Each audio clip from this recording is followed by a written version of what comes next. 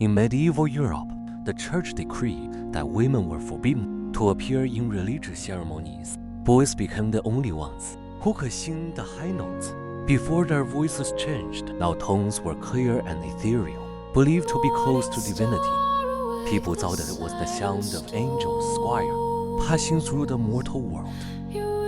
Boys' choirs were born around the 6th century AD, and by the 13th century, almost every cathedral and royal chapel had a resonant boys' choir.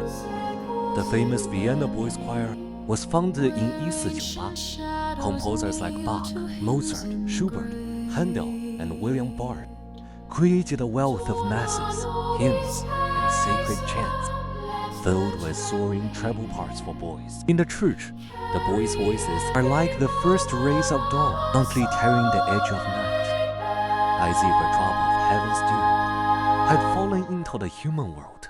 Their songs spill from the lips of not yet grown boys, adults, soaring through the vast domes, striking every earthly heart. In the golden candlelight, golden nymph chaplered in the mortal world. It's straight, eyes clear, like children stepping out of a sacred painting.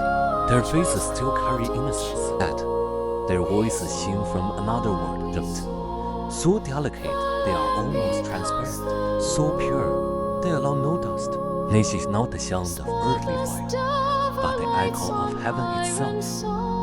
When they open their mouths to sing, their voices spread through the air like silver threads, light and bright, sharp and clear, sparkling like morning stars. Every high note sinks to float weightlessly, intertwining beneath the domes, still not into a radiant white glow. This is the most fragile sound in the world, and yet the most powerful, relying not on thick lungs nor on resonant chests, but on a single immature vocal cord that can still shake the stone dome and make the sleeping statues tremble. In their voices, there is no desire, no shadow, only untouched innocence. Like the first snow falling on marble, like a white dove gliding over a stormy sea.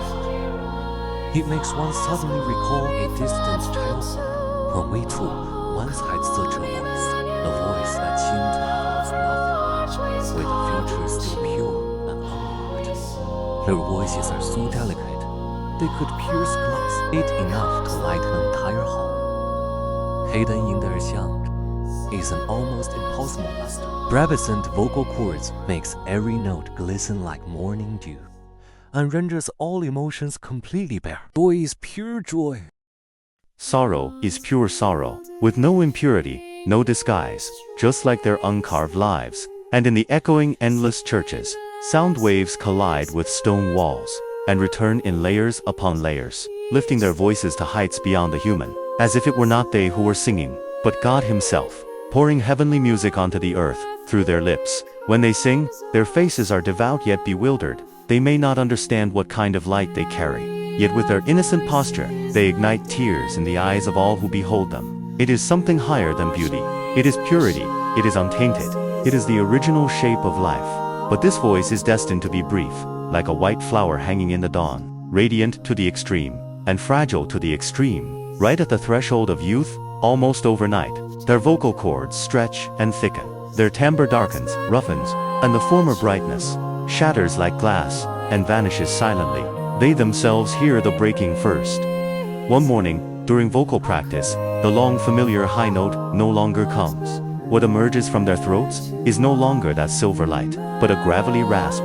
They stare at the familiar notes on the sheet, a fear they have never known rising in their hearts. That voice is truly gone, and will never return. So they quietly retreat to the back row, and later, even vanish from the choir stalls. Those who once carried the voice of God suddenly become ordinary youths, with muddied voices and hardened faces. They lose the stage, and lose that time when they were chosen by heaven.